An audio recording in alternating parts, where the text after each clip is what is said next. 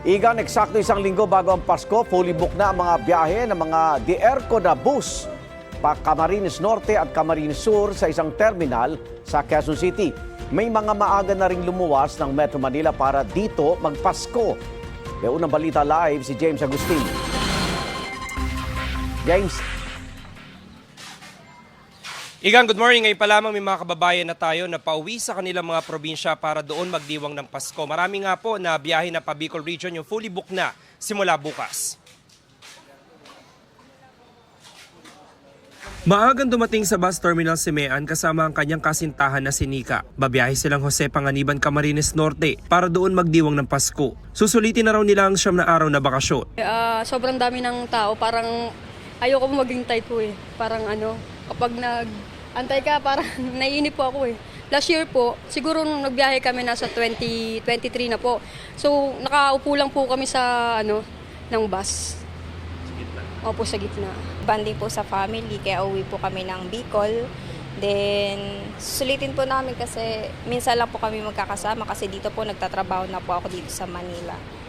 Ang PWD na si Roslyn, ngayon lang makakauwi sa Santa Elena, Camarines Norte matapos ang halos 3 dekada para dalawin ang kanyang tiyahin at mga pinsan. Para kung hindi siksikan, mahirap po kasi po niya. PWD pa naman ako. Dami ko hong karga. Paano yung susulitin yung bakasyon nyo doon? Yung magsasalo-salo kami magkakamag-anak. Para reunion na rin kasi. Mga bata pa kami noon. Ngayon, mga 50 plus na kami pare-pareho. May mga pasahero rin na galing namang probinsya, gaya ni Alma kasama ang bunso niyang anak na si Ray, na bumiyahe mula Daet, Camarines Norte. Ikalawang beses na raw nila magdiriwang ng Pasko at bagong taon sa kanyang kapatid sa Quezon City. Punuan ang sasakyan. Kagaya ngayon, luwag pa ang mga sasakyan pag maagap. Gaano kayo katagal magbabakasyon dito? 2 linggo lang kami dito. Susulitin na. Pagka bagong taon, balik na't may school na ito. Bukas inaasahan ng pamunuan ng bus terminal na magsisimula na ang dagsa ng mga pasahero pauwi sa mga probinsya. Fully booked na ang biyahe ng mga air-conditioned buses patungong Camarines Norte mula December 19 hanggang 30. Ang patungo namang Camarines Sur, fully booked mula December 19 hanggang 29. May mga extra bus naman na masasakyan, pero mga ordinary non-air-conditioned buses na.